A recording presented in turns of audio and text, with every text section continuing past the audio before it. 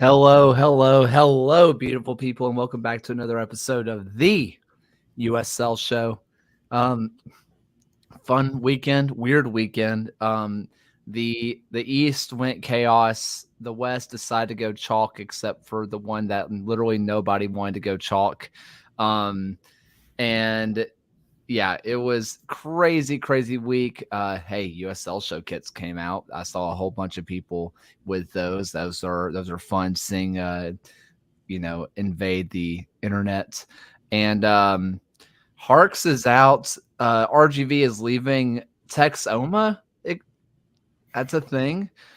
There's a lot that happened in the USL, and we don't have enough time to talk about all of it, but we have time to talk about some of it. John, what's up? Yeah, happy to be back. Got a nice little week of respite in before the playoff grind, and happy to be fully charged to discuss it all. Phil? Yeah, I mean, I'm seeing Andy in the chat trying to act like we're still cool. No, it's all good. I've recovered nicely, I think, from what's gone on, and working on a little bit of a season post-mortem that'll drop on the Seriously Loco Patreon here in a little bit. But that's been cathartic, kind of writing the story of the season, which, let's be honest, was bizarre. So anyways, even by USL standards. So anyways, no, excited to talk all of the other games and pretend like the one out in Orange County didn't happen. I mean, we'll talk about it just a little bit, but also was it a free kick? Was it not? We can talk about that, but also what a free kick. Like we'll talk. We'll talk. But Andy, am I done with my angry twittering? Never. You know this. So it's always a fun time because I have all the notifications for all the USL Show people on, and I will be at home or I will be teaching, and it's like, what? I didn't know Liverpool were playing today, and that's when I find out that Liverpool were playing that day, which is always a fun time. I didn't know that. I'm gonna have to think before I tweet now.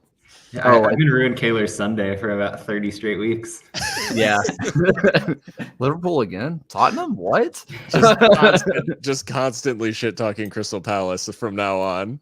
Yeah, and then I will always respond with Crystanbul every single time. Ryan, how are you? Well, now I feel bad that my angry tweeting about ECU losing to a team that didn't exist 10 years ago also hit you on Saturday night. As soon as I saw Coach should be fired, I was like, what's going on? This is unacceptable. I was like, is Ryan okay?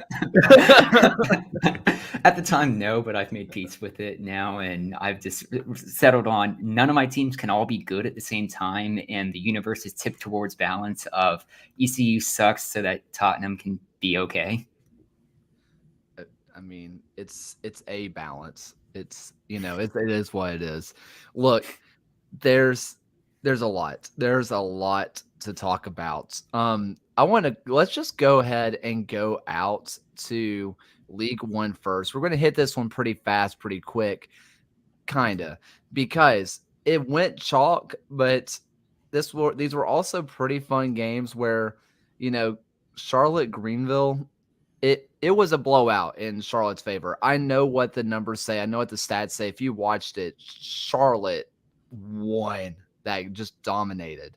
And then NoCo, you have to remember that this was a 1-goal game until the 82nd minute. It was a 1-goal game. And then Amon decides, maybe I should just get a hat trick tonight, feeling a little different. Just so much happening. But I want to start out in the Queen City because on the back of a 3-2 loss, John Harkes is out in Greenville. The day one coach is no longer there, which means one thing really. Are we going to be on Jay Mims' watch of, is he just going to go milk box carton, or is he going to get the step up that he was always rumored with? And is it time for the full rebuild that's probably been overdue out in the upstate? Yeah, I mean, well, for one, I recognize one Queen City, and that's Cincinnati. But just to pivot from there, in this game, it was kind of a highlight of how Harks really has instilled an identity at this club. And for so long, it was the defense first, right? This season, it was a different team that was able to attack and score goals. What you saw with a back three that's about as true a back three and not a back five as you're going to get in USL soccer. Gavilanes on the left side was simply awesome in this one, constantly probing in that channel, got himself a banger of a goal. The Independents were the better team, as you said, though, Kaylor. In the second half, when they moved Joel Johnson to right back, brought Dane Kelly up top, that really changed the game. And just, I mean, if you can bring Dane Kelly off the bench at halftime and like that's your big swing, you're doing something right in terms of the investment in attacking talent. Full credit to the Independents, but the legacy that Harks leaves with the triumph in League One in general is pretty immense. Like 5 years there, the greatest coach in the history of the league, someone with so much continuity, someone who kind of set the standard for what you hope you can get if you're a new club entering League One. So nothing but good vibes there. I'm sure Greenville is going to build back smartly as they transition into a new regime. Yeah, I mean, it's kind of going to be bizarre. I mean, we all just sort of assume that Harks has something bigger in the horizons. There's always going to be little rumors floated here and there of, well, we know Harks is here, or we think that this is where he's going. This is a good fit. It's a step up. But don't forget, Harks started off at USL FC Cincinnati. Yes, technically that was Division III at the time, and that was USL Pro, not the championship. And you can get into the nitty-gritty of what it actually means. But still, he's coached at that level before. Has he done enough to earn a head coach job in MLS? I think it'd be weird for them to offer a head job other than the fact that he would be U.S. men's national team player John Harks. If we're being honest, that'd be the headline. But an assistant in MLS somewhere, maybe like the weirdest crest I've ever seen, San Diego FC, that could be something that is possible. I mean, we saw Hackworth leave Blue City to take St. Louis. It's not an unusual jump. But there is a little bit to dream about with if he goes the USL Championship route. And some Daily Detroit mentioned it in our mentions. God, Detroit City would be such a fun fit for John Harks. I think what will be interesting is I believe I saw the tweets that tomorrow he'll actually sit down on a radio show and kind of discuss his tenure with Greenville, how he's going to help transition their leadership from his to whoever's going to be the next boss. And then I'm sure there'll probably be a question on what's going to come next for John Harks. And it feels like it's someone that he's not going to hang up his whistle at this point and say the manager career is done. There has to be something else on the horizon for him, or another job that's going to tempt him into it at some point. But what's that about Mims, though? Well, I was gonna say plot twist. Him and Mims end up on the same Pacific Island, wherever Mims has been hiding for the last year, and they just whatever. And they're all like bartending in Fiji. Like that's the plot twist. Brian Schmetzer is going to replace the entire assistant coach staff in Seattle with former USL coaches. You'd get quite a staff. Yeah, me on Football Manager. Not to change the subject too dramatically, but I do want to give a shout out a little bit to Charlotte and the fact that they go a goal down and obviously fight back. They were the favorites. They're the team that I think most people thought would go through. They had the strength of our 120 people who filled out our form. Over 60% said that Greenville is going to win. That is the pull of Gio. That is just how popular Gio is on USL Twitter. Like he is the pull of Greenville. No, vote often. Within our own and Charlotte Independence. Let's be real. Like is only not Allen picked Charlotte to win. The rest of us all picked Greenville. Yeah, because we love Gio. That's to be fair. It was a brutal week for us last week in our pick 'em. Oh. Only myself and Yeah, Alan. at least you and didn't have to Tyler bill got yourself correct. as an expert on the USL site and then miss the entire East. I mean, I missed the entire East as well. But yeah, You can so do it next to Hercules Gomez. So yeah, I just the brief shout out for Charlotte, just the fact that they get the job done as a higher seed, and despite going a goal down, like they got it done pretty professional, created a lot. So I think it bodes well for their continued run, or their attempted continued run in the League One playoffs. Yeah, and I want to go ahead and just go over to the other side where let's just talk about NOCO. And we're obviously going to do the full breakdown with our previews, right? But just quickly talk about it. Arthur Rogers with an actual Olympico and not just a corner that went through the keeper's hands that we are labeling as an Olympico. Like this is a real one. I mean, was he really trying for it or was he trying to float it to the back post? I don't know. And he doesn't care. That was gross. That was gross. Yeah, I mean, he had a killer game, as Arthur Rogers does pretty much every time out. The Olympico was nasty. League One put out a thread of the 3 Olympicos in league history, which was nice to see.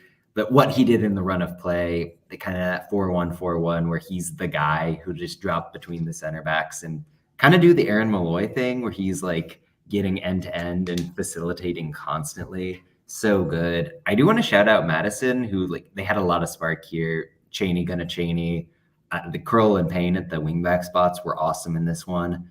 This is a team that it was just nice to see them back into the playoffs, and I hope they build on it. But the hailstorm just felt inevitable. Aman is disgusting. He cannot miss when he shoots this season.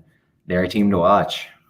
And it sets up a really good semifinal they have against North Carolina, which I believe, by looking back through my current ELO ratings, is going to be the highest rated final between 2 teams in USL 1 history, or highest rated playoff game between 2 teams in USL 1 history. Well, yeah, I mean, like you said, it's like a little bit tough on Madison in terms of the fact it ends 4-1 is it probably flatters NOCO slightly, just because it is too late Aman goals that sort of pads it. But like you said, John, I mean, 29 goal involvements like now in between the regular season and this game. The kid's an absolute freak. I think the question now, obviously, it's like the first question is how far can he take Hailstorm, because between him and Rogers, that is like as they go, this team goes. And that, I think that's not necessarily a dig on the rest of the squad. It's just that's how good the 2 of them are and how influential they are. And then the next question, as soon as NOCO's season ends, is going to be where does Aman land? Because I think he's got to land at a championship side, right? Like there's almost no way that he doesn't move up. Yeah. I mean, I think this is where the USL might be shoehorning themselves a little bit and just kind of screwing themselves over politely, is they've added in the international rules where in the past what didn't really exist. And I mean, just look at an Arthur Rogers, and yes, any team in the USL can absolutely make room for Arthur Rogers, but he's English, right? He's not American born or North American born, whichever one they distinguish it by. He's from England, which a guy like Arthur Rogers, if we're being brutally honest, if he was born in freaking, I don't know, Orange County, California, he's playing in MLS. Like at least maybe not starting, but coming off the bench. But he's English and he's not going to be given the chance because is he worth the international slot? I just think that they're kind of guys that have kind of gone off the deep end of that side of it. I mean, Trevor Aman, as for his MLS chance, because let's be honest, the way he bags goals right now probably deserves one, but he's 25 and some GM, some hot rod at MLS level is going to say, well, over the hill, not a young guy anymore. So he's just going to stick around maybe at the championship level. There's no point in taking a chance on him. The reason we talk about, you say that this team goes as these guys go, it's again nothing against Noco. These two are just easily the best players in League One and would probably be some of the best players in the championship too. So let's go ahead and go over to the championship, because here's how this is going to work. We are going to preview round 2. And in previewing each match in round 2, we will be recapping the match that got them here. So it's not going to be a formal recap. It will just be a prediction, and we'll talk about the match that got them here. And I want to go ahead and start off with, a little bit of bias, and I will proudly admit that also with the tactics show.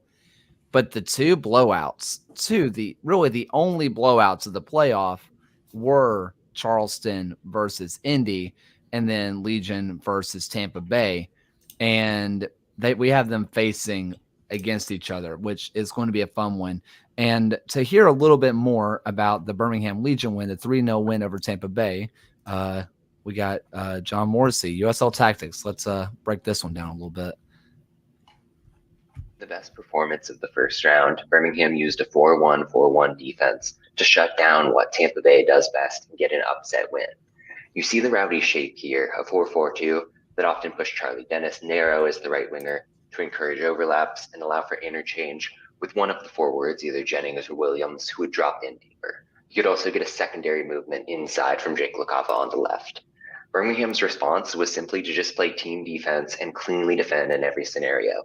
This Mensah steps up here against the right wing action, but notice how Diba Nwigbo and especially Enzo Martinez both fill in behind Mensah to get the interception and end the move. You're going to see a similar sequence in this instance, with Tampa Bay interchanging quite aggressively on that right side and pushing LaCava over. But notice how you get the step up from Martinez and how both center backs are so responsible. One is staying home, one is stepping up. There's a real sense of balance to what Birmingham is doing. Whenever Tampa Bay tried to initiate those moves, tried to get those 3 or 4 man overlaps, Birmingham consistently made the right decisions. The aggression at the back that they got was key in transition as well. Tampa Bay, when they committed bodies forward, were susceptible to give up looks against the speed that Birmingham brought up top. Preston de Bortataca was unbelievable, using his pace to burn past players like Forrest Lasso and get out on the break. Now, in the second half, Tampa Bay went aggressive. Leo Fernandez came on, Charlie Dennis moved over to one of those pivot spots, and the attack looked more like a 4-1-5. But note how Birmingham keeps their lines tight and denies that look. Moreover, the Legion were able to get out on the counter because Tampa Bay was so aggressive in how they played.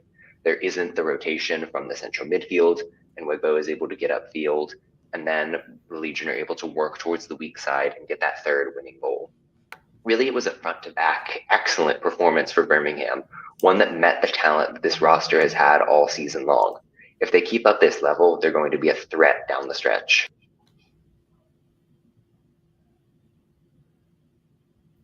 And with that, this is going to lead straight into this matchup, which we have been posting our Google form into the chat if you are here live.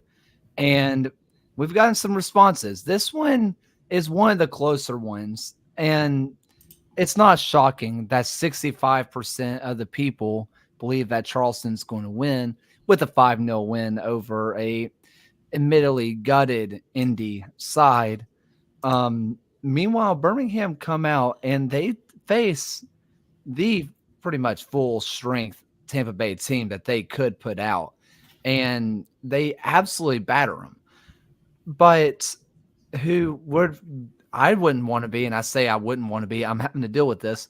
I wouldn't want to be going to the Low Country right now after they just win 5-0, no matter how well I just played, especially considering the fact that you just played Charleston 2 weeks ago and you got pumped 1-0. And I know it's a 1-0 game, but you were never in it. This is one of those where you have to be in a weird place if you're a Birmingham fan and a Birmingham Legion player, where you come out, play your best match of the season, but you're also having to play a team who completely shuts you down, just absolutely throttled you. Yeah, I mean, just furthering what I was talking about with the tactics show, this felt like the game where sort of everything came together for Birmingham, where they've had some of these ideas. They've leaned into the pace at moments with what they got from Preston up top. It all just blended in a way that was so well designed to take advantage of what's been the issue with Tampa Bay at a lot of times this season, in that their back line is a little bit slow, and the fact that they tend to drop one of those forwards deep in a way that leaves them a little bit susceptible if you want to get aggressive at the back and want to close down hard. And take nothing away from Birmingham, who came out with a great team defensive effort. They chose that approach perfectly because they knew it would work. But I mean, for the Rowdies, got to be questions about where you're going. As far as the Indy Charleston side of things, look, I want to give Indy something of a pass because Quinn being hurt, Blake being hurt, and Asante on that red card suspension, that's a big deal. But they looked just completely inept with the ball at their feet in the midfield. And yes, players out of position, etc. But Charleston's press was unbelievably good. They came in with that high back line as well to really compress the pitch. They were so aggressive, getting Chris Allen and Emilio Akaza up in the pivot and forcing turnovers all night long. You get the magic from Barajas and Arturo Rodriguez, but it was kind of everyone else that impressed me the most and was most important to that effort. So I think this is going to be a really tight game. Do we want me to go ahead and throw out the prediction, or are we just going to? Yeah, let's go ahead and roll with it. And if we want to talk about it a little bit more, let's do it. Yeah. I'm going Battery here. I think home field matters. I think it's going to be hard for Birmingham to repeat what they did. And I think the athleticism that the Battery have from top to bottom makes them a little bit of a more comfortable matchup if they're trying to do or defend against what Birmingham was bringing to the table. So I'm leaning Battery, but I think it's going to be a really good game. Oh, Phil, pal, you're muted. I have to say, yeah, no, we're doing great. Thank you for that. Thanks for the save. I have to say that like Birmingham caught me out a little bit with this one. I know they caught a lot of people out, obviously, because they're playing the 2 seed. But we saw in the two big upsets like two very different ways of them playing out, right? Like Detroit sneaks by with a very good sort of last ditch defending performance. Birmingham, like you said, I mean, it's not an exaggeration to say that they battered Tampa Bay. Like they absolutely played them off the park at times. Preston, you mentioned Preston, John. He really looked sharp, like probably the sharpest he's looked since he was in a Hartford shirt. Like I don't know if that's accurate. He looked super sharp. And he's never had that finishing touch. I can tell you that. No. And to do it like one touch out of his feet to the finish, it's just that sort of like striker instinct that I'm like, yeah, I didn't really think he had that in his locker. Like he obviously had some of the athleticism. He had some of the I guess other aspects, but yeah, the precision on display and just how the ball seemed to just like stay tied to the end of his toe. Like he was just insanely sharp. I don't know. Like you said, I think the thing going against Birmingham is it felt like everything came together and they just haven't been able to do that with any consistency this year, which is why I'm going Charleston as well. I think as up and down as Charleston have been at times this season, I think they're in a good moment. They obviously caught an Indy team at the right time. I think they may be catching Birmingham a little bit at the right time too, with them coming off of the high of this huge away performance. To replicate that for Birmingham just feels like a really tall order going into Patriots Point. So I think Charleston, but again, like John said, I think, two offenses clicking like this at this moment, clashing in the playoffs, this is the sort of thing that you do want to see. Yeah, I think it's interesting kind of recapping on the Battery victory. That's the highest scoring basically margin of victory we've had in the playoffs since Pittsburgh beat Birmingham 7-0 in 2019. But Kaylor, to be fair, Pittsburgh then followed up that 7-0 victory with a 2-1 defeat in the very next round. So having that huge performance is, you really have to ask, can you like maintain that momentum moving forward and just building upon that? And you have to say Charleston is looking at the rest of the Eastern Conference right now, seeing Pittsburgh and Tampa Bay go down, and just they have to be like excited about the prospect of they could host all the way through to the Eastern Conference final if they get there. That they are the best remaining team in this conference. And when you look back at how they've kind of led into this kind of postseason run, they haven't conceded a goal in the length of time it takes to watch Avatar 2. It they're going into this on such a high that I think it's very tough to pick against Charleston in this moment, and that's why I have to pick the Battery in this one. How am I supposed to follow up an Avatar 2 reference? That the first movie was better. The Way of Water. Avatar 2, The Way of Water. Oh, sorry. Sorry.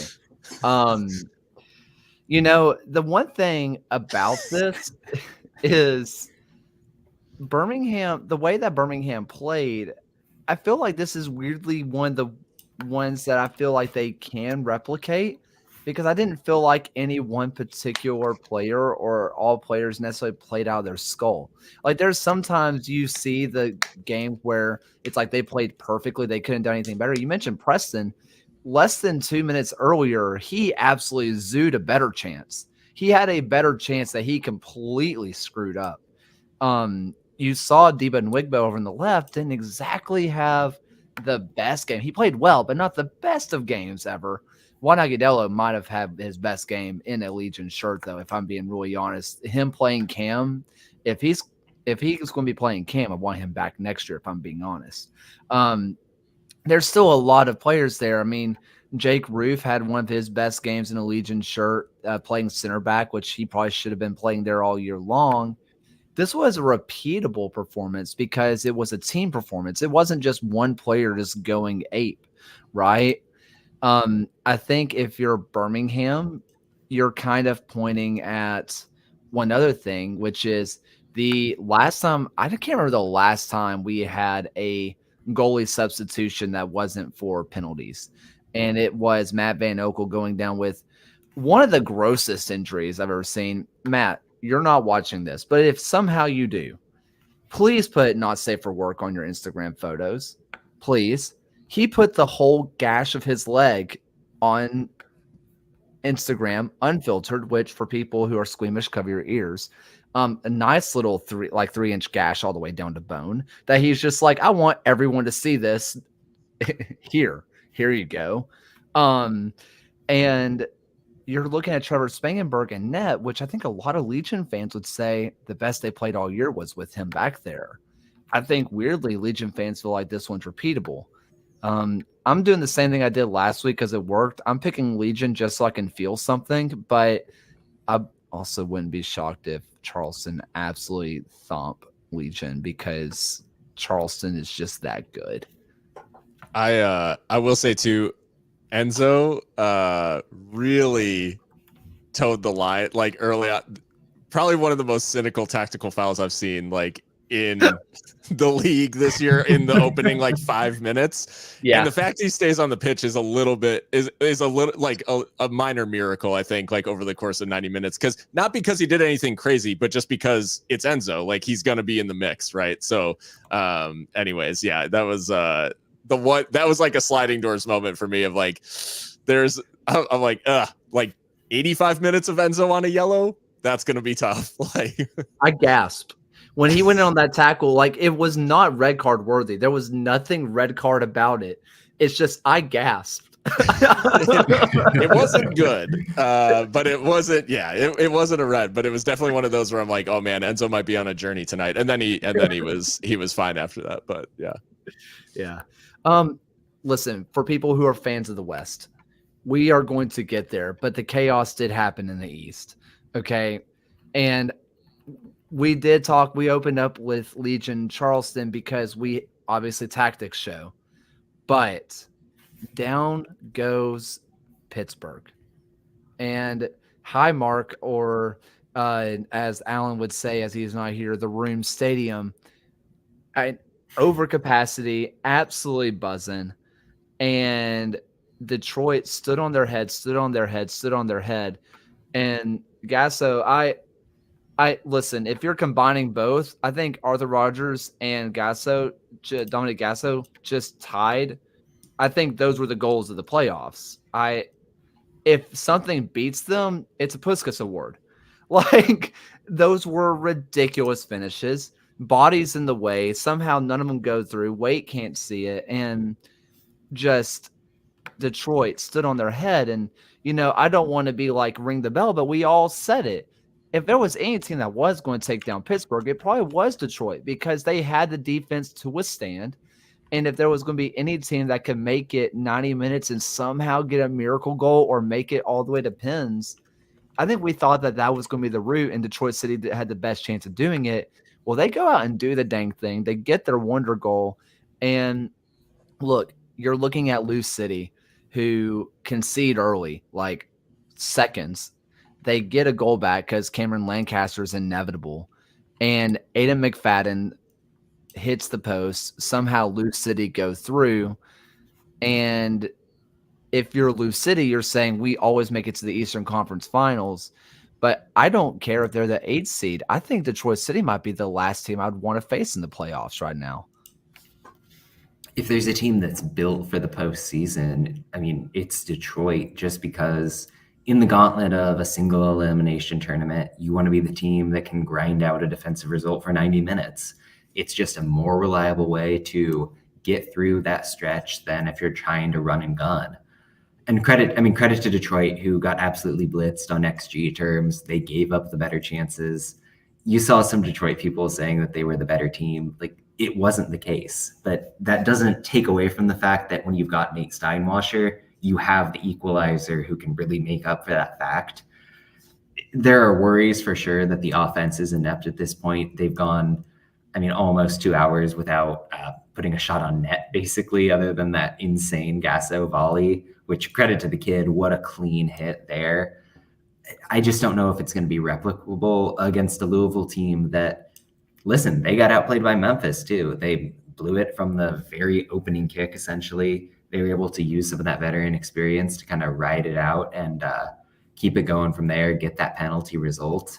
I think that they have a little bit of the noose, a little bit of the know how to do it kind of sense in the postseason to get the job done against a team like Detroit. But Louisville really isn't scoring either. Like, they don't have flow in the midfield at all.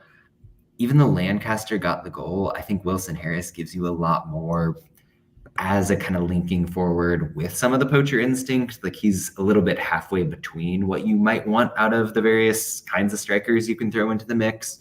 So Danny Cruz has some questions to answer. I lean towards Louisville City, but I don't know if I'm confident about it. I'm leaning Louisville too, but this is an interesting matchup because it's two of the teams in USL right now with the most institutional knowledge of how to win in the postseason. Obviously, Detroit City, new to the USL Championship playoffs, no stranger to postseason play, coming from NISA, even going back further, NPSL, stuff like that. Like, this is a team that has gotten it done at sort of all levels before. Detroit City, I think this is the first time they've had to navigate a playoff recently where they're not by far the best team in the division. And so this is a little bit different style of getting it done. But you can kind of tell that we talk about Lou City having that will and that ability to sort of like just find a way in the playoffs. I think Detroit has that a little bit too. Now they've shown this is probably, it is by definition the biggest upset possible, right? Like, it is the best team in the league losing in the first round of the playoffs to a team that, by virtue of they were that the draw, worst playoff team. Yeah, like by virtue of that draw, like squeaked in on the final day, and needed other results to go their way for it to happen. So, anyways, like, it is a massive, massive get for Detroit City. It's a huge moment for them. It's fine to admit when you weren't the better team. I think, like, it's okay. Like, Pittsburgh was going to dominate at home. That was always likely. The fact you're through is all that matters at the end of the day. And they did get it done. Lou City, I share the same concerns. I lean towards them because I do think they have more difference makers up top who chips are down. Like, will they get it done? If this goes to pens, though, I don't know. Like, I don't know if it's advantage Louisville in pens with the way that Steinwasser has played. I don't know. But all that being said, I think Louisville will still squeak through. Yeah, I mean, Kaylor, I think you're muted if you're trying to say Yeah, I something. was. I just wanted to jump in just real fast. And you mentioned the playoff thing. Hey, USL people, we know you watch. That was not Detroit's first ever playoff win. That was their first ever USL playoff win. But listen, we don't have to be like the baddies that are above us in Division One. We don't have to erase history. It's okay. This is their first USL playoff win. Soccer We was didn't have to invented do in 1992 by Barclays and Sky Sports. That's nothing happened before then. And everything after that was a mistake. That's all I wanted to say. That's all I want. That's all I wanted to throw out there, Ryan. I mean, Detroit put in a performance against Pittsburgh that you would have to say Sean Dyche or Jose Mourinho would be proud of for that. And they still exited the game with more shots on target than Pittsburgh had. I mean, you may have enough screaming from Bob Lilly that will last Pittsburgh enough energy for the entire offseason right now. But, like, you're looking at both of these teams, and I'll at least clarify for my prediction. I think this game will hit the under on total goals. I mean, we've talked about how inept Louisville has been at offense, but Detroit is like, it's been a very difficult season for them offensively. I mean, the one thing Detroit can kind of hang their hat on entering the postseason right now is in their last 3 games of 2 against Pittsburgh and then the shutout against Loudoun, they haven't allowed a goal in 270 minutes. I mean, 60% of SpongeBob season 1 here. But are you feeling it now, Trevor James? I will say it is tough for me to find some of these stats and then try and weave them in naturally to conversation. So if I trip over my words, that's probably why. But you're looking at a Louisville team who, like, in their entire postseason history, they haven't lost a penalty shootout, I believe. And it's just, they know how to get it done in the postseason and in this conference because they've never missed an East final. It's death taxes Louisville in the Eastern Conference final. And I think that's going to be the case again. Louisville to advance in a very low scoring game.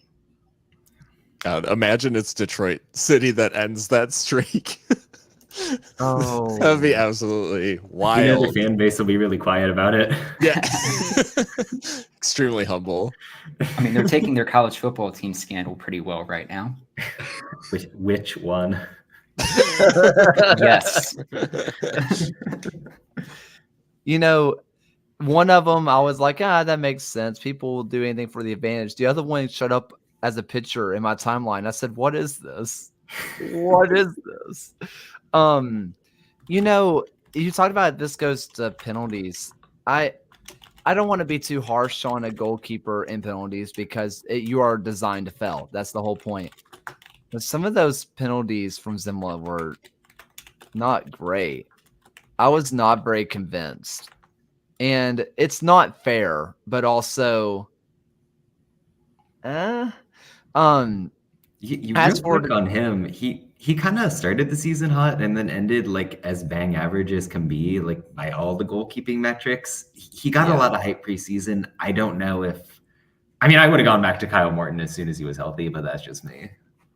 I will say credit where it's due because Sure. I don't think it makes it to penalties without True. that there was at least one save in there that was like right out of the top drawer. Not to say that Morton wouldn't have maybe been the better longer term choice once he was healthy, but he did enough. But yeah, it doesn't make a save obviously in the shootout and relies on a miss, which was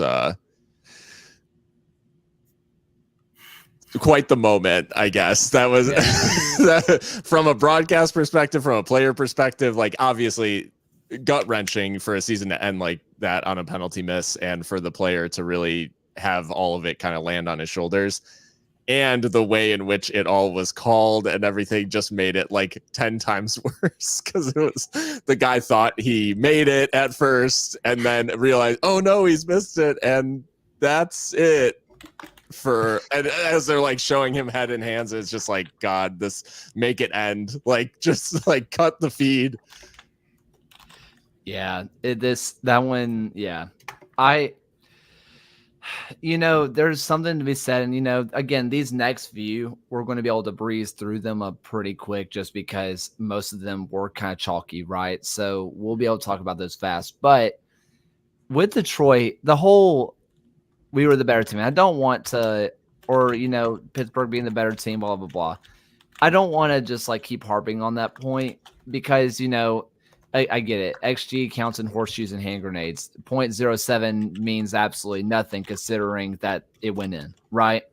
Mhm. The thing is that, yes, Pittsburgh was technically the better team, but you also can understand where Pittsburgh or Detroit City fans are coming from, because they did their game. They played their game and they won.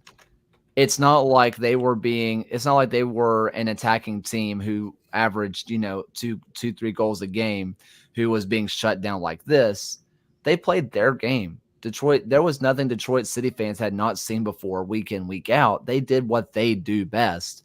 And does that make them the better team, or did they really play into their strengths, which was their back line? And obviously, I don't think they were expecting a wonder goal to get them through, but also with the way that they've been scoring, you kind of need a wonder goal to get through. Is Lou City going to score on this back line? Someone has to eventually, but Lou City's scoring hasn't given me hope.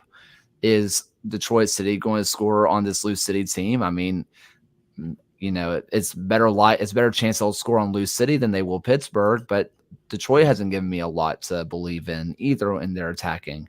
I wouldn't be shocked if this one goes all the way down to penalties. 0-0, 1-1. In that case, advantage Steinwasser, I'm all the way in on it.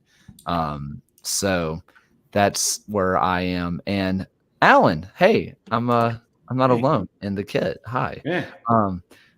It's on right back on time, by the way. Yeah. Yeah. I think I said Lou City in my predictions,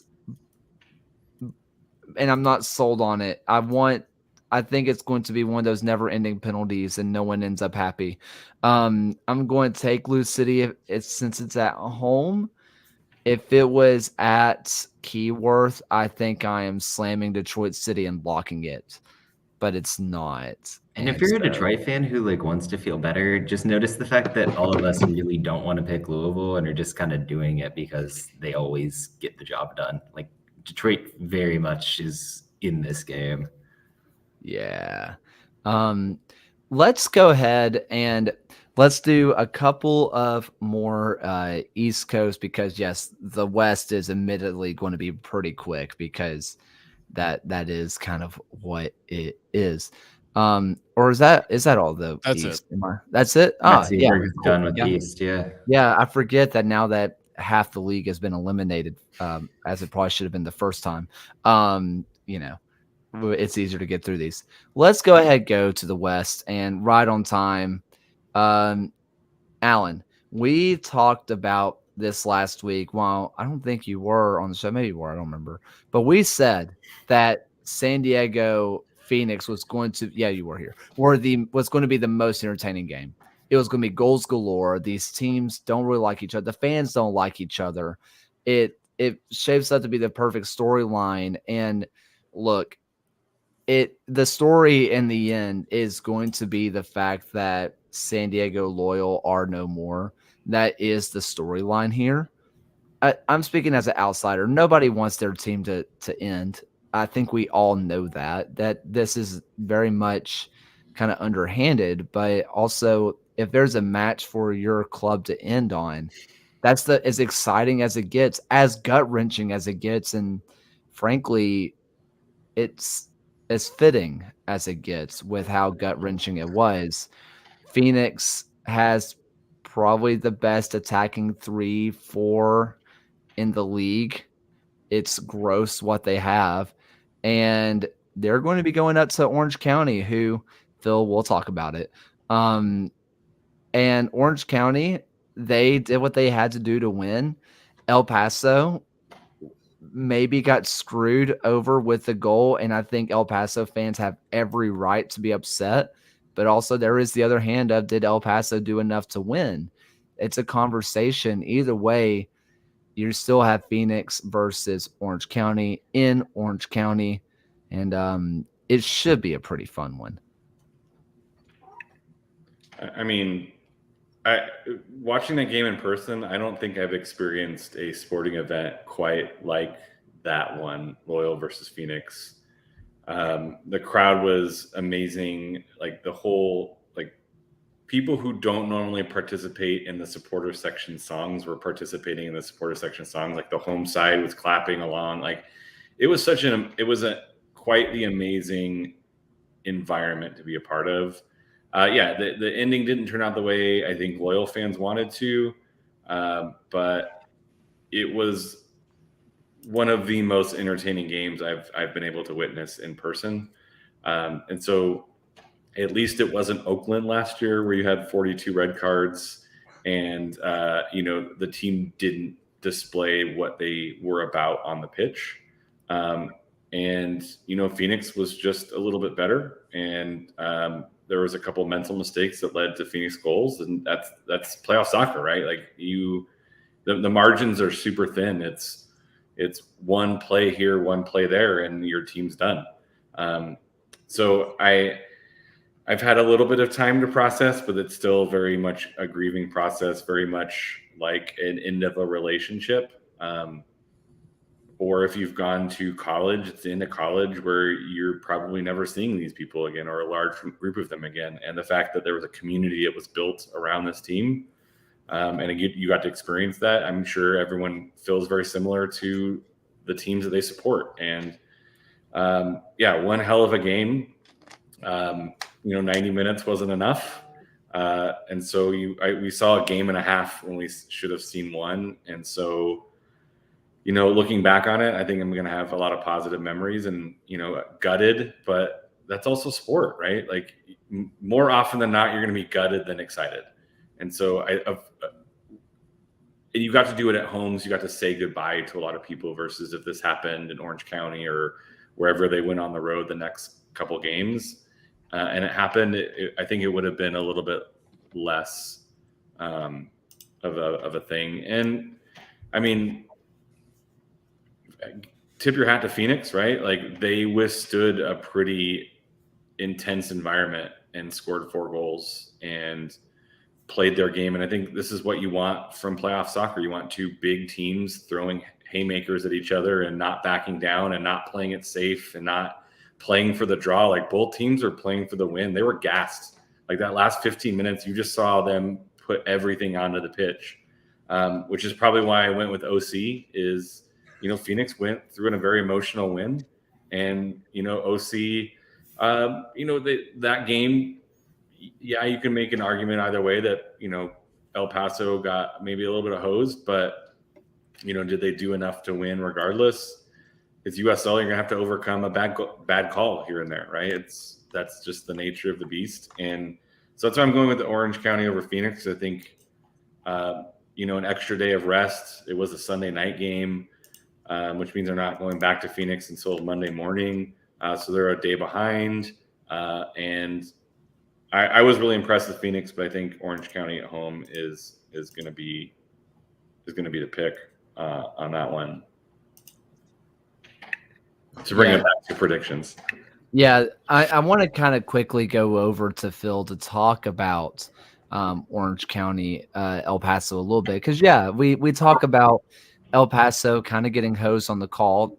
Should not have been called. But, El Paso kind of was El Paso, which I said it at the beginning of the year. It's pretty short. It's, you got the... Oh, hi. What I was kind of saying at the beginning of the year, which was, the back line. I trust El Paso's back line, but who's going to score the goals? And that ended up being the story of the last match of the season. Yeah. Well, I guess I'll start with the two with the like did El Paso get screwed in this one? I think like the bottom line is we can accept sort of both things in that the way in which El Paso I think was hard done by is that it's not just the fact that the Milan-Olaski foul on the edge of the area is not a foul. It's more so the miss of the foul on Chapa right before that. And so it's really two missed calls like back to back, which added to the level of like injustice, I think. And over the course of the game, like it was pointed out after the fact that like, hey, the referee called an even game. It was like 25 fouls committed by El Paso, 23 fouls committed by Orange County. That is a lot. Like 48 fouls combined over the course of the game, it means that the game was called very tight, I would say, in terms of like there wasn't a lot allowed. It's not like both teams were flying into like crazy challenges or anything like that. I thought it was fairly like normal. And in terms of bookings, El Paso ends with 5 yellows and the red. I'm not really counting the Benny Diaz red. That was a separate thing. Orange County only gets 1. They only committed 2 fouls different. So regardless, like I'm just going to start with that where I do think the refereeing was weighted significantly against El Paso in the sense that it's like, yes, they called equal fouls both ways and El Paso was like commensurately punished higher than Orange County. Now, that out of the way, El Paso did not create enough to truly say like, hey, we should have won this game or we deserve something from this game. They are a Petter Knudsen big toe away from equalizing with like 10 minutes to go. Yeah. So like, I'm not saying that they deserve to win. I'm not saying they deserve to go through. I am saying that the margins in this game, primarily because of Diaz's performance in the second half, almost not because of his performance in the first half, which was one of the worst goalkeeping performances that I've seen in the USL this season. He was unbelievable in the second half, which kept it close. So on the balance of the game, you can say, yes, this was decided on fine margins, even if Orange County should have put this away pretty comfortably. I think that's like fair to say.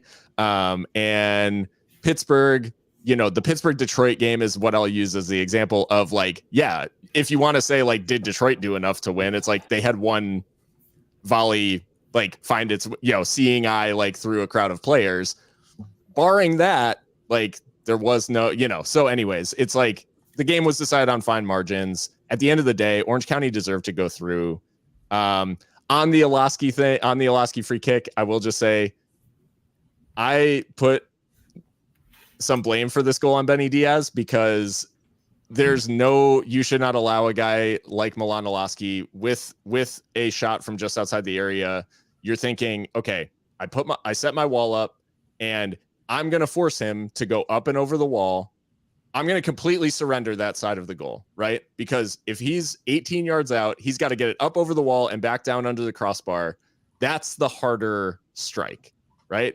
So I cover the far post completely and I don't move because if I allow him to shoot around the wall into the far corner, that is the easier strike, right?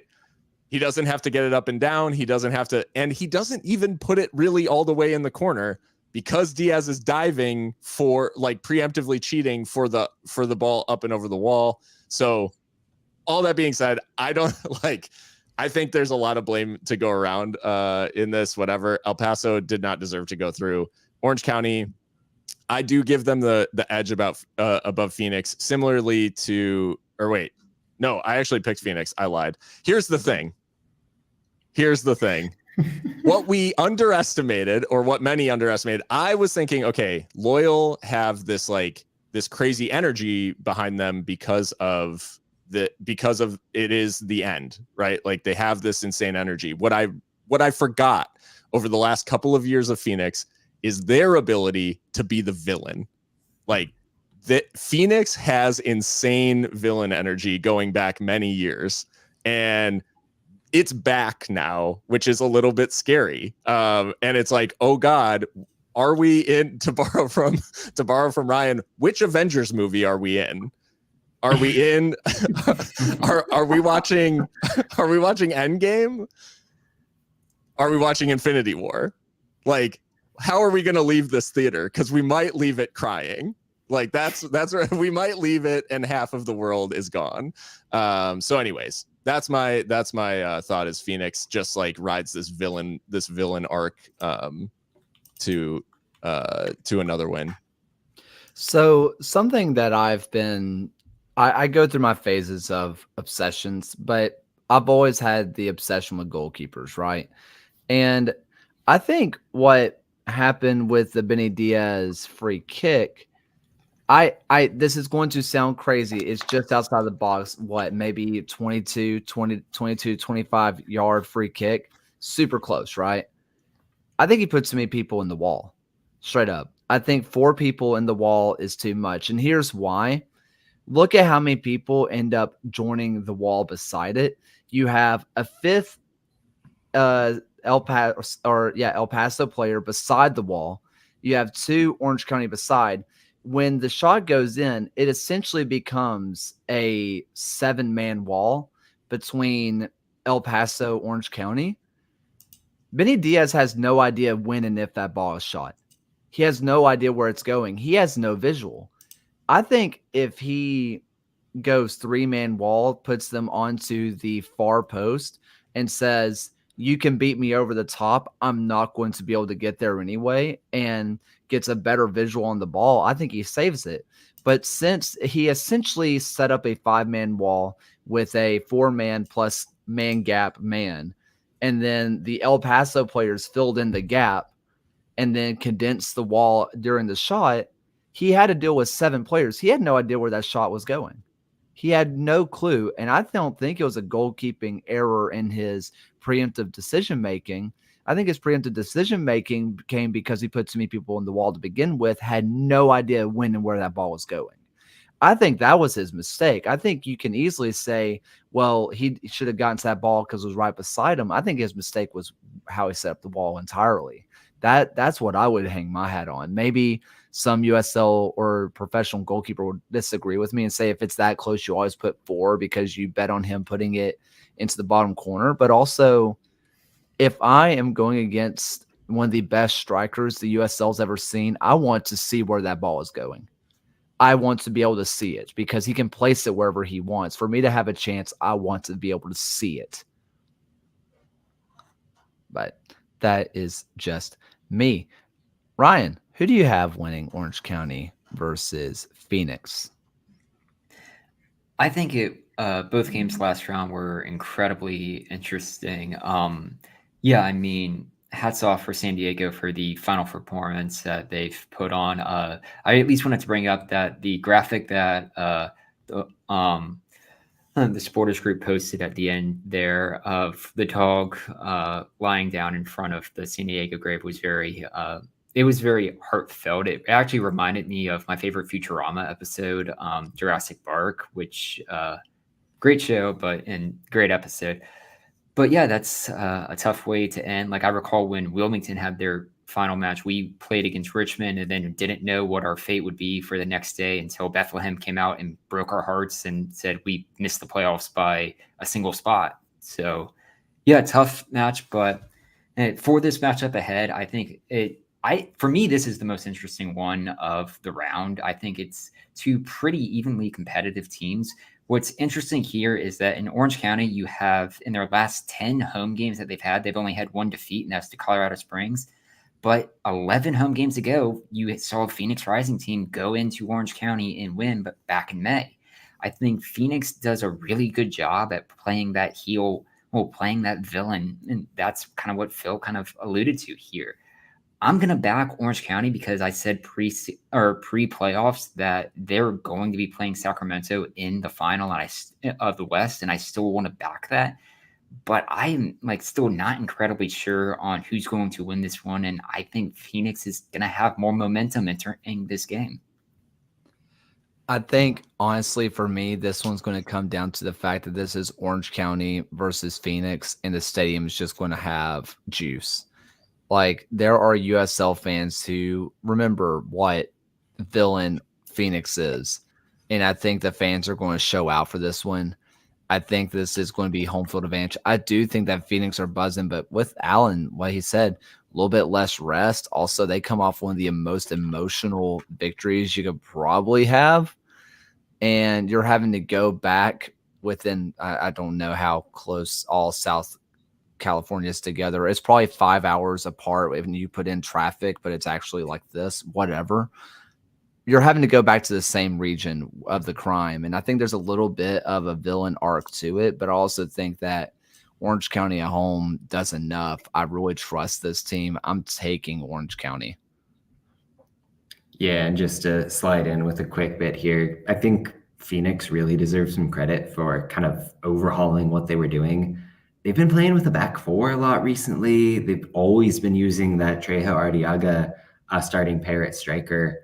Juan Guerra made the really brave decision to say, I'm putting Derek Formella up top. I'm playing Danny Trejo on the left. And I'm going to see what gives. I'm going to lean into the tempo and the speed that you can get with that pair instead of a bit of a heavier hold up forward in Arteaga. Can't say it didn't pay off. I thought it really activated Trejo to get in behind the defense. He was sort of getting man marked by Camden Riley at times, although I was sort of struggling to see structurally what was going on at moments for the Loyal, which was probably the issue. But Phoenix made the right calls. Orange County, we don't need to belabor it. I think they controlled the midfield, especially. What they do with Olaski Nero and Dogman on the overlap is so good. That's a great team. I think that they play with a steadiness that's going to pay off against a rising side that's never been consistent in 2023. So going Orange County here, but I think we're due for another really fun matchup. Well, let's go ahead and go up like a lot north. It's still California, but like a lot north. And we're going to go up to Sacramento, where Sacramento and San Antonio, I mean, we always say this with every San Antonio match. We say this is going to be a physical one. This is going to be a really testing match, which maybe that's just a San Antonio thing. Maybe, I don't know. But it's going to be a fun one where Sacramento really laid it on to New Mexico. I know it says 1-0, but Sacramento just dominated this match. Meanwhile, you go down to San Antonio and you kind of get featured on when playing out of the back goes wrong if you're Colorado Springs. But if you take that out of the equation, you say that's a 0-0 game. And honestly, it's one of the most entertaining 0-0 games I've watched in a long time. That one was hold on to your seat. You don't sit down. It's just pure chaos all the time. That was a fun one. I think San Antonio does have a little bit of the remnants of Mentality Monster. And if you're going to go into the den of the Indomitable, you kind of have to have that, right? You come out of this super intense game. Meanwhile, yes, Sacramento got their goal and said, all right, you're not going to score. We're going to pepper the goal with a couple more chances, but you're not going to score. And you just have to be okay with that, New Mexico. And I think this is going to set up to be a good one. But, I mean, how do you go into Sacramento and realistically say, yeah, San Antonio is walking out with a win? Yeah, I mean, just thinking about this one, Sacramento completely made the right choices once again to fend off what New Mexico does so well in the press. Playing Nick Ross and sort of this winger attacking mid position was really inspired. He's obviously someone who's more of a number 6, number 8 by trade. He tended to play deeper. He tended to play narrower, and that gave them an extra outlet. It also let Jack Gurr go wild on the right side, which obviously is a big plus for what the Republic tried to do offensively. Not to discredit New Mexico, certainly. I thought Greg Hurst really emerged late in the game as a hold-up piece. Amando Moreno was dynamic, filling in those spaces that Gurr left behind him at times. But ultimately, the Republic are just so good defensively. Thought Connor Donovan was excellent at center back as well, as he's been all season long. Assured performance for them. That other game was so refreshing to see for a San Antonio team that I've been critical about for a lot of the year. Going with the double pivot in that 5-2-1-2-ish sort of press was awesome. Ja'Cory Hayes and Mohamed Abu there really added a sense of solidity. They could track back into the defensive line if one of like Tainter or Manley stepped up. They covered behind the wingbacks pretty regularly. It gave them the freedom to do what they did high up, force that turnover that won them the game. Probably the best performance in about 2 months if you're a San Antonio fan. So I'd be feeling good if I were them. I just don't know if they can bring it at a level that's going to beat the Sacramento team. So I'm going Republic, but I wouldn't be surprised if San Antonio has suddenly really turned it on and found their postseason magic. Yeah, I mean, I think this maybe a month ago, I think this was like number 1 versus number 2, and I think a lot of people pegged this as a possible Western Conference Final matchup. So to get it 1 round earlier makes it maybe a little bit more exciting because San Antonio has a little bit more to prove. They're not they're defending champion, but I think that they have a lot to prove coming in as the 4th seed. And San Antonio has a lot to live up to with their previous years, and I'm not sure they're quite that same team.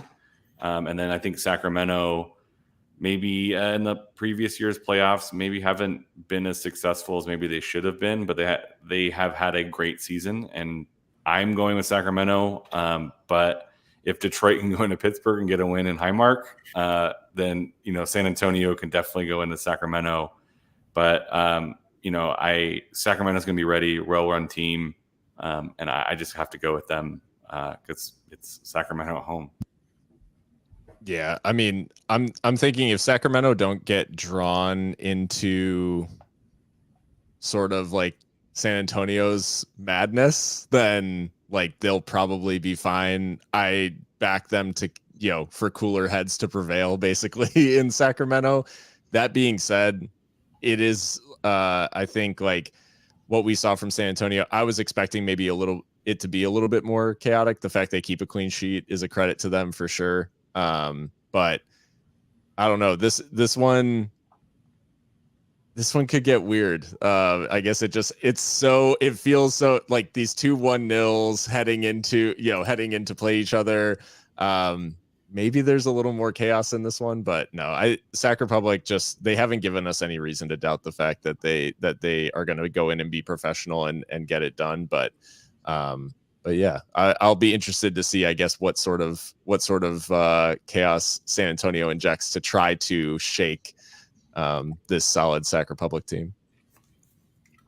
We talk about how challenging it is to go into Sacramento, and San Antonio has experiences. They haven't beaten Republic in Sacramento since 2021. If you look at their previous 5 road games, they still haven't gotten a victory out of it. You have to go all the way back to August 12th to find the last time they got a victory away from home. That was against New Mexico. And conveniently enough, if San Antonio were to win this, the previous home victory they had before that was against Phoenix, or away from home victory was against Phoenix. I think Sacramento just, ever since they won USL in their first season, like they've underperformed pretty much every postseason they've appeared in since then. And it's just kind of been something that's been hanging over the club that they're going to want to avenge this year and finally get back to that Western Conference final and just try and kind of right the wrongs of so many playoff paths. I'm going to take Sacramento to win this one, and it's also because I've picked them preseason to make the league final. I think some were kind of not missing, but a new motivation here is also the fact, hey, Pittsburgh's out. Sacramento gets the finals at home if they win through. If you don't think that's a little extra motivation, not saying that they wouldn't be up for it, but it's a little bit extra juice. You get into training and say, you win, you host at home. You saw what happened. We put 20,000 butts in the seat. You get that at home in the final if you win. Not saying that they weren't training as hard as they could anyway, but there's a little bit more get up. There's a little bit more there. I think there is a world where San Antonio wins, but Sacramento hasn't given me anything to believe that they're going to lose. That's kind of just where I am. I'm taking Sacramento, and that's how I feel about that. let's go ahead and go to League One, where they do this really crazy, insane concept. And I don't know if you've ever heard of it. It's called reseeding. And they do it so the higher seeds can play the lower seeds because they were better and they deserve to play the worst teams. Crazy concept that's gone through here this year. Not the best example because it went chalk. It's fine. But we do have, we have Omaha, who is going to be taking on Charlotte. And we've seen this matchup a few times now, 3 times to be exact, if you're wondering how League One goes. And we talked about the Charlotte team. They have attack for days. They can do the attacking thing all day long. Omaha, when they're running at their best, can defend with the best of them. And I don't want a blanket statement, just broadly gesture at Nuhu, but also if you're Charlotte Independence and they're taking millions of shots on net, you can just broadly gesture and say Nuhu. Like, that's kind of the ability that they have when they're really, really going right. They're really having the deep line, almost kind of like quarterback player, right? They have someone who is just spreading the ball around, really just trying to get the ball out into space, and they look good when they do it. But like we saw with baseball, top teams, when they get a break, what's going to happen here? If you're Union Omaha, they were on such a heater. There's almost this feeling of, I wish we didn't stop playing. We would never lose again. What happens with the break? Do they keep that same momentum, or does getting a little healthier, a little bit of extra, miles back onto the leg, getting yourself a little fresher? Is that what's going to push Omaha through?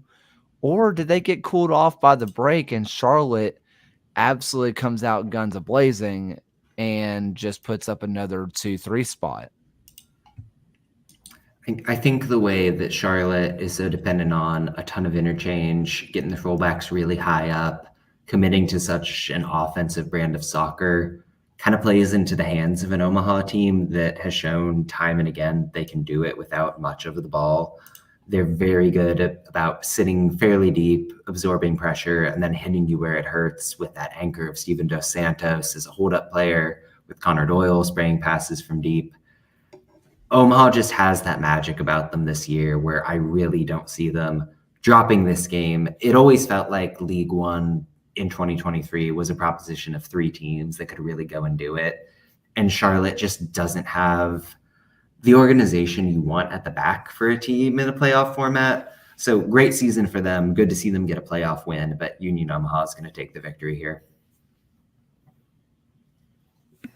Yeah, I think the 3 teams that have the ability to do it, I think is the big narrative going into this one. Is, the matchup that I think is a little bit more interesting is the next one.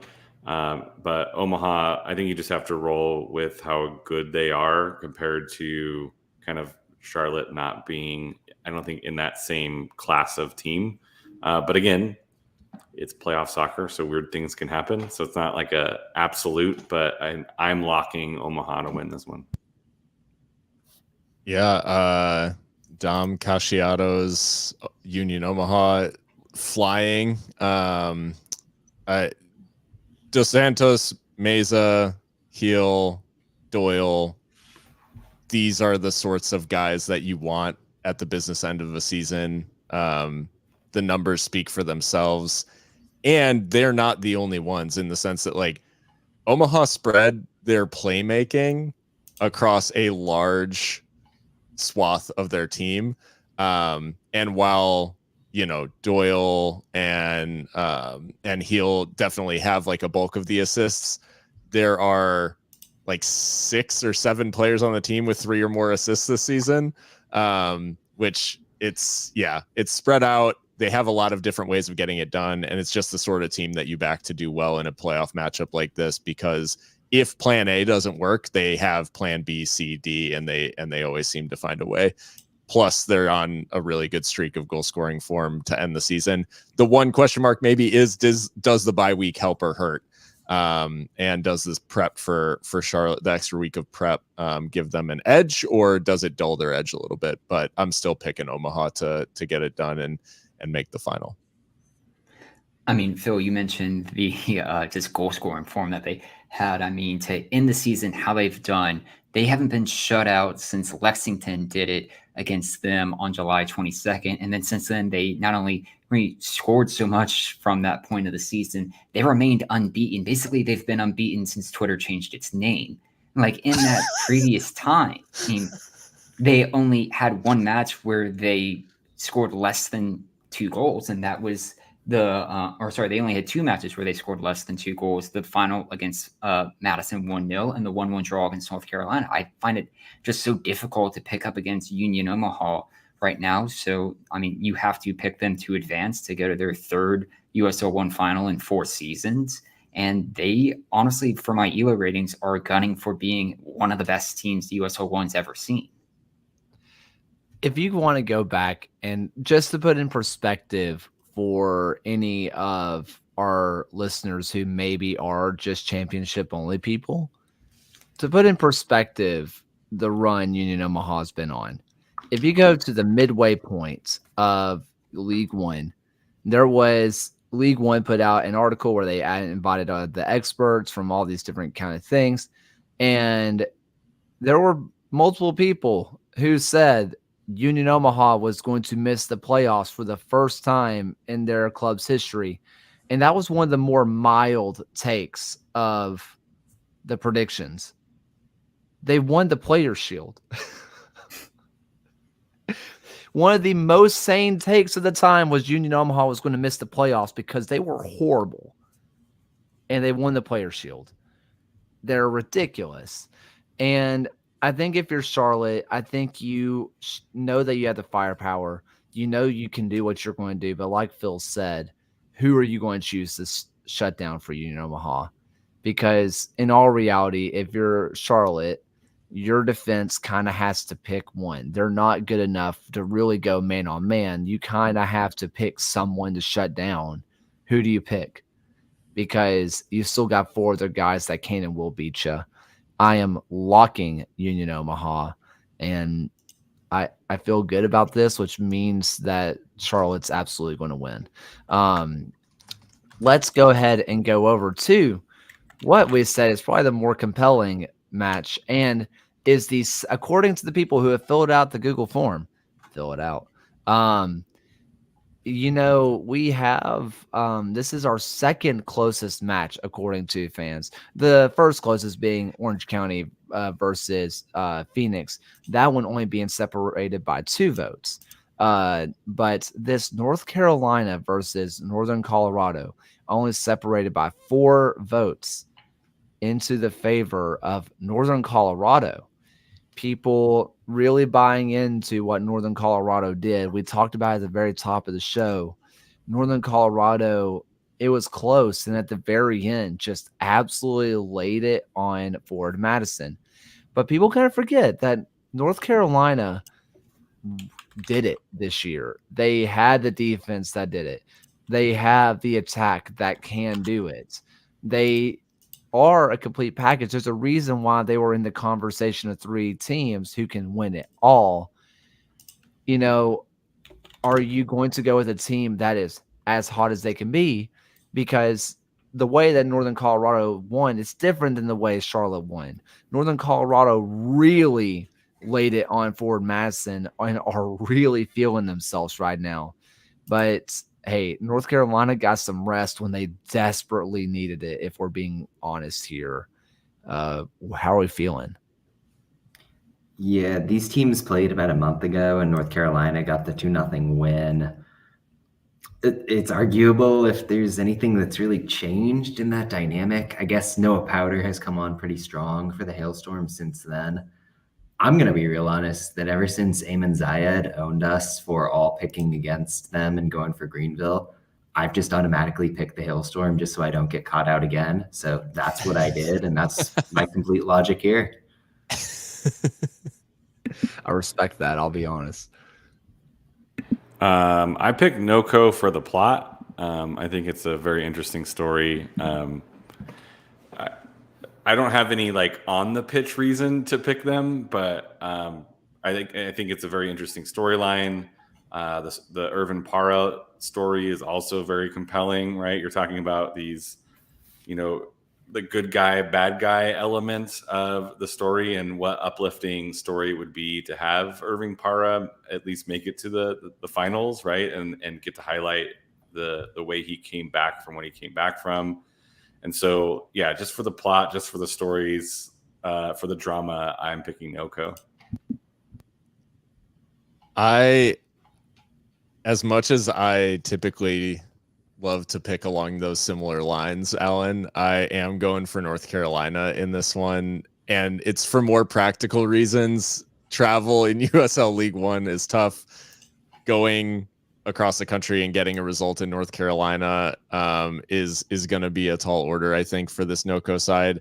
And similar to my kind of like rationale for picking Union Omaha, North Carolina have a lot of different ways to hurt you. Anderson, Mensingen, McLaughlin, like these are very, very dangerous attacking players who contribute on both sides. Whereas Amon, as much as I've like raved about him this whole season, Amon is a bit of a blunt object in that like he is either scoring or not. And he's not contributing maybe as much to the rest of the play and linking things up. That's more that, that's he leaves that to everybody else, which is fine. But Anderson, Mensingen, like 6 assists, 5 assists, 9 goals, 7 assists for Garrett McLaughlin in a quietly very, very, very good season. So I just think, all that being said, I just think there's a lot of different ways for North Carolina to hurt NoCo. I do think there's goals in this game. And I think it's going to be really, really entertaining. And I'm sure by that logic, it'll be, a 1-0. But it's it promises goals, and it should be a cracking advertisement for League One if we get the match we all think we will. I do want to add that's 2-time USL Cup champion Noah Powder, by the way. I was going to say International, who just showed up mid-season in Northern Colorado, just tearing up the league. It's so weird. Hey, we love when a player just pops up in League One unexpectedly in the middle of the season. Free kudos. Free kudos. I was going to say, are you referring to that one, or are you referring to Corey Hertzog? Which one are we talking about? We need an postseason episode idea. Just all the most random cameo in League One history.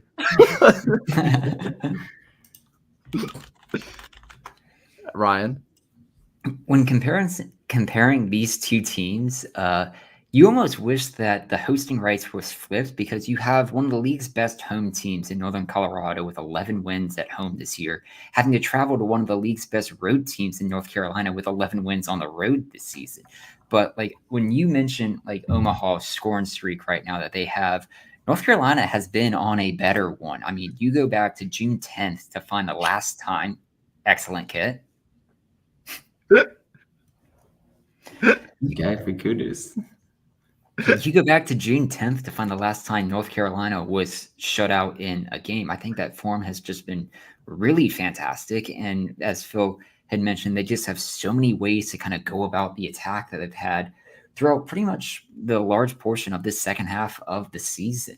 And I'm just not so sure Northern Colorado will be able to kind of match that going across the country. If I will say it would be funny that if Northern Colorado makes the final and it's against Omaha, that would technically be a local derby, even though they're separated by about 7 hours.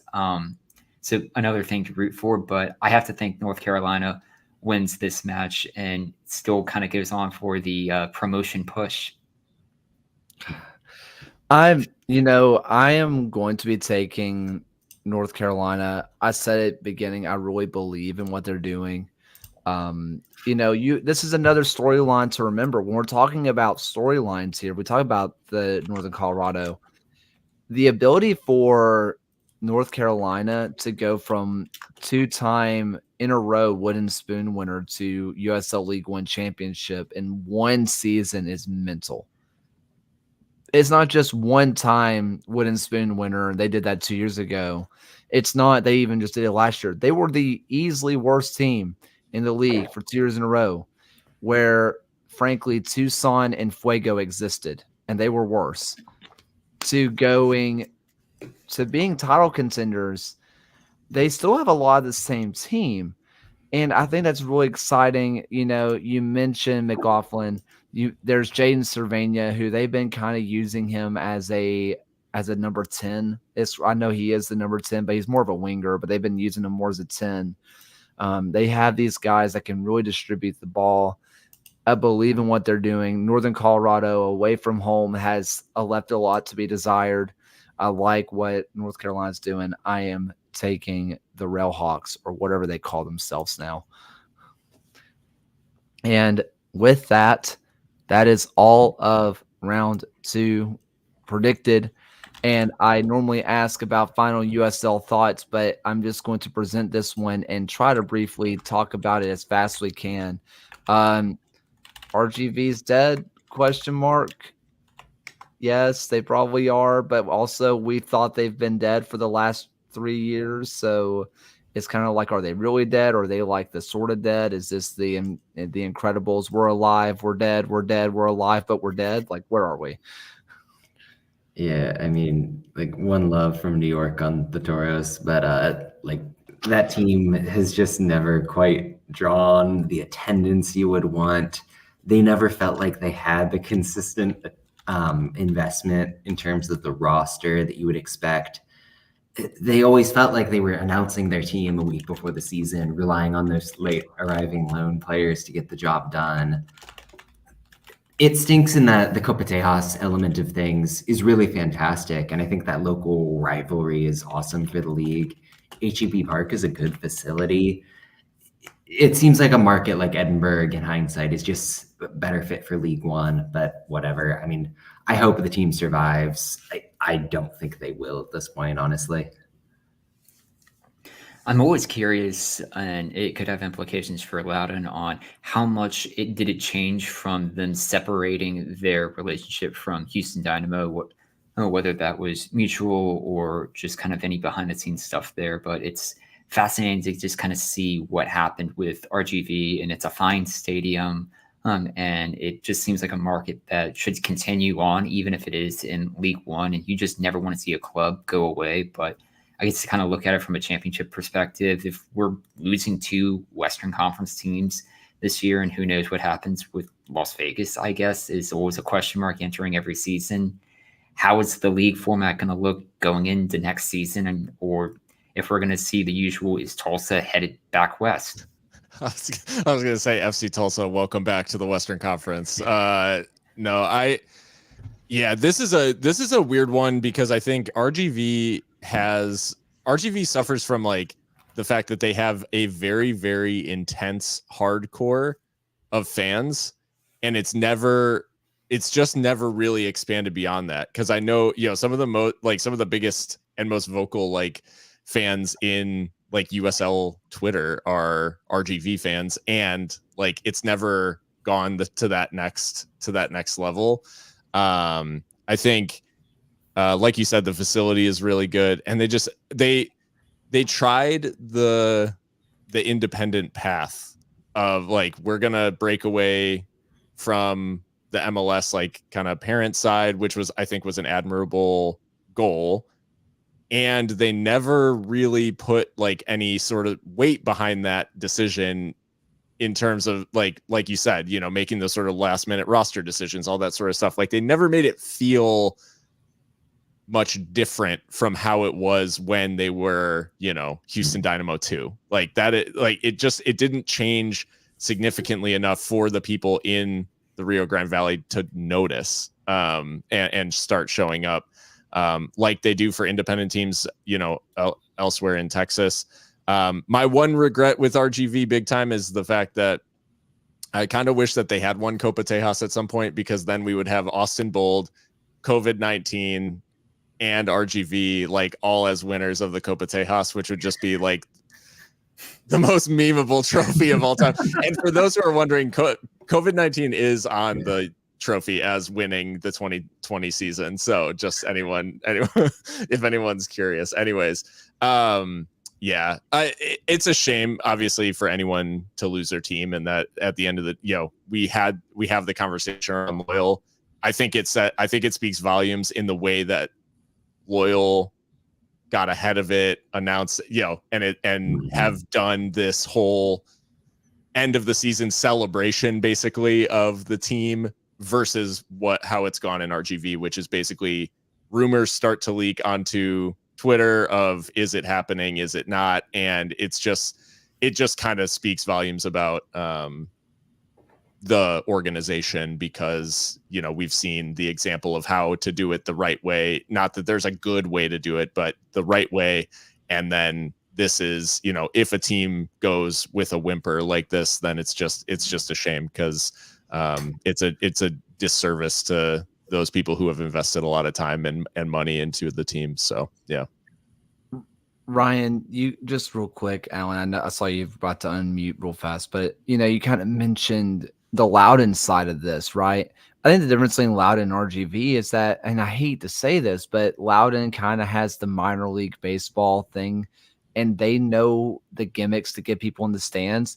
Look, I hate to say that I was one of the people, but a lot of us listening did watch the 10 in the morning match between Loudoun and Memphis with screaming children and whatever was going on. But frankly, it got butts in seats, didn't it? It got people to go to the match. It got parents to go to the match. It got kids to go to the match, and probably a few of them to say, Mom, Dad, I want to go back. And a lot of them probably said, well, it's a lot cheaper than DC United. Sure, why not? Let's go. The RGV never really did that, at least not to what I can remember. They never really did, frankly, the gimmicks, because they're like, we're independent. We don't have to do the gimmicks. And they never got people to come back. They just never did. And I think if this is the end of RGV, I think that they were kind of the groundwork of what not to do if you're a dependent going independent, because they just tried to act like business as usual and didn't try to change anything. Meanwhile, Loudoun kind of doing it right by saying, here are the gimmicks to get you back into the seats. We will do whatever it takes to get you back. And because once you come back, you're here, you're with us. Their attendance was up 70% this year, Loudoun. Like, I mean, say what you will, but that's what you want. Yeah. Yep. Alan, you were going to say something? Yeah, I was just going to mention that it's also to center like the people who play on the teams in the front office, people like the people who make their livelihoods on whether or not these teams exist. Like, we had someone literally say like, well, I guess I'm finding out if I'm working for another week tonight. And it's like, it just puts in perspective that this is like people's real lives. And so like, that's something else I really respect about the way Loyal did it, was it gave people an opportunity to find a landing spot, and they offered severance, obviously. And the USL Players Association put out a statement as well. Like, it's unfortunate. But it allowed, like, they did it before the roster freeze even. So people wanted to like find the spot now. They can find the spot now, or just be committed to the team. And I think it speaks volumes that like pretty much everyone stayed, right? Like everyone was like, nah, we're in this. But I do agree that,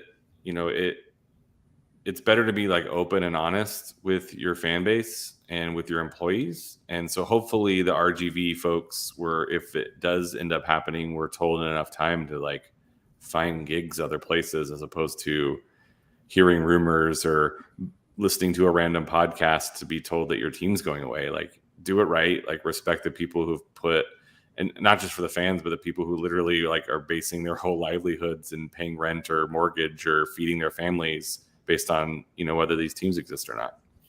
I mean, I kind of think back to OKC, where players found out from the USL show tweeting, hey, we're hearing this. And players were like, who did you hear that from? And it was a sickening feeling because, that was before I took over the Twitter account and stuff. But just being a part of the show and just reading the replies and just seeing the carnage from behind the scenes, I wanted to throw up. And that was kind of my first moment of, oh, this is more than just talking podcast. This is real. This is real life. Players being like, are you serious? Who did you hear that from? You can't joke about stuff like this. And we were just like, we're not. And I just begged to RGV. I hope you're actually telling people things and not just going to news dump at 10 a.m. or 8 a.m. on a Friday and just deactivate the account and go from there, because that would be probably the scummiest thing you could do. Yeah. So, we start off with whatever we had at the very beginning, talking about people moving on in Harks to teams are dying. Woo, American soccer. And that's a whole other conversation. So to get away from that, John, what has been on the TV screen for you, my man? I've been in a little bit of a dead zone just with travel and work busyness, but I'll tell you what, I checked out RRR on Netflix, which is like a 3.5-hour Telugu language epic action romance historical fiction movie. It's part musical as well. It's the craziest thing I've seen in a hot minute. It's insanely worth watching if you just want to like absorb the movie experience of a lifetime.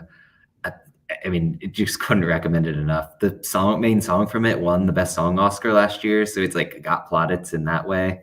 Yeah, high recommendation for RRR. Did you? I can't hear the title of that because it was from the Oscars thing, and they were announcing that they won, and it was a meme that came out a while back. It's like when you go to the seal exhibit and they're like RRR, RRR, and it gets me every time. I can't hear it any other way.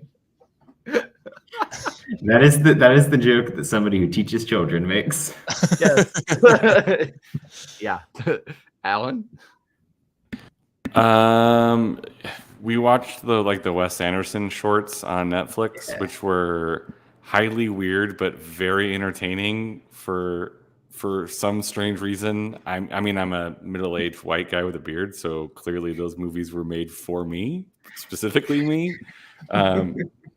But yeah, and then I've been reading these things called books lately to kind of like a mental break from TV. And I mean, I live alone during the week, so like I can do those things, right? Like the weekends where I watch all the TV. But yeah, I've been doing a little reading. No recommendations yet. I'm kind of in the middle of some like 3 different books at the same time. I'm weird. I never finish one and then go to the next one. I just kind of read them, but they're all different. One's about unionism, one's like a book club thing, and then one's about like LGBT history and knowing all of your historical LGBT people. So they're all a little bit different. So I have a book for a mood.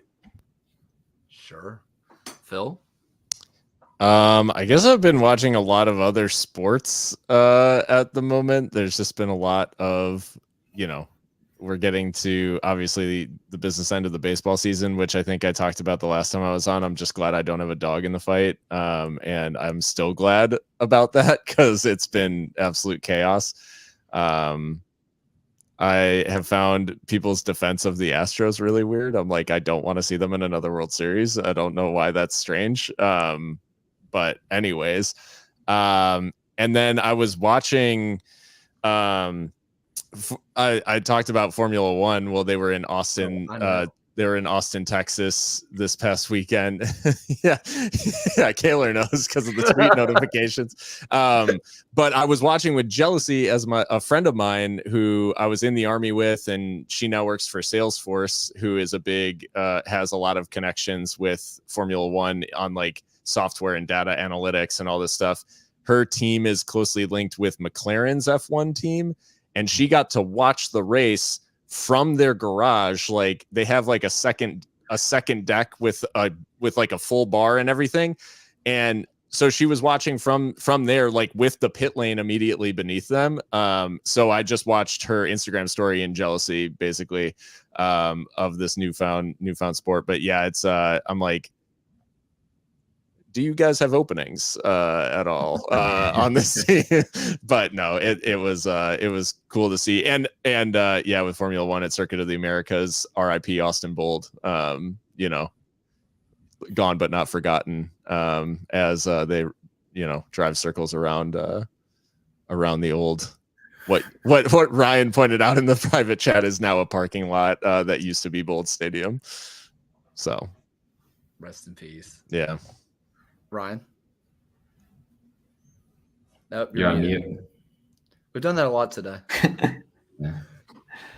Yeah, I guess college football's already broken my heart for another time this year. But yeah, I mean, Circuit of the Americas is always a fun track for Formula One. But I guess outside of sports, Loki's been pretty fun to kind of go through and keep watching. And just other than that, just preparing for that 5K that I have in November. I did set my fastest personal best pace for a 5K I ran, or at least just practice one last week, that finally got me below a sub 7-minute first mile, which was pretty exciting for the first time since college. So just kind of preparing for that. Nice, dude. Stoked for that. Live stream from the USL show account. Just watched Ryan run a 5K.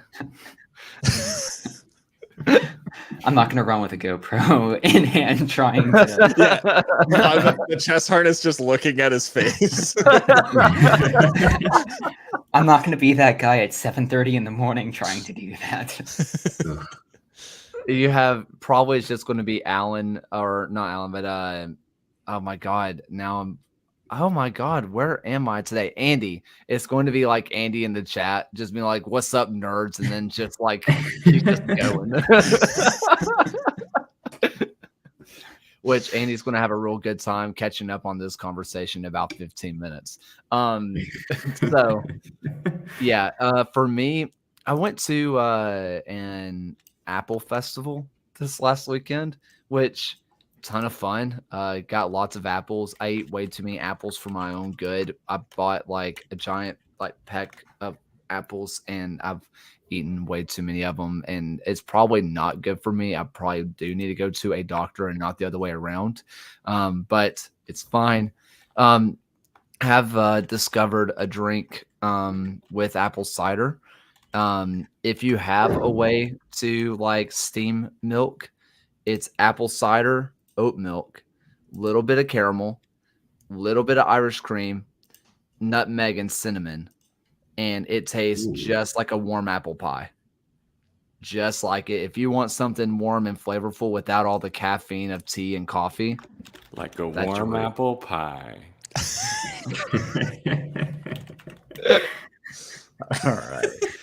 All right. That's enough. And with that, we just need to hear Alan's voice. Bye. Thank you for watching another episode of the USL Show. This and every episode is brought to you by the Beautiful Game Network. Find podcasts and other written work at bgn.fm. Once again, thank you for watching another episode of the USL Show. The USL Show is now proudly part of the Protagonist podcast family. Please go to protagonistsoccer.com to check out more work.